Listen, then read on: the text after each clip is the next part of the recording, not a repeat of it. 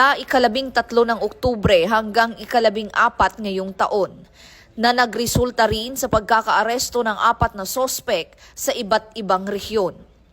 Sa Pangasinan, nahuli ang 2 high-value target at nakumpiska ang 150 gramo ng shabu.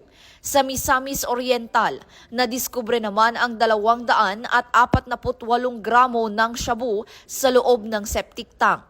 Sa Palawan, isang barangay chairman ang nagsauli ng mahigit 1 kilo ng cocaine, habang sa Benguet, winasak ng mga operatiba ang mahigit 27,000 tanim na marijuana. Nahuli rin ang isang sospek sa Coronadal City na may 175 gramo ng shabu at isa pa sa Parañaque City na may dalang 1 kilo ng shabu. Ayon kay PNP Acting Chief Police Lieutenant General Jose Melencio C. Nartates Jr., ang mga tagumpay na ito ay patunay ng reformadong PNP na mas mabilis, tapat at tunay na nararamdaman ng publiko.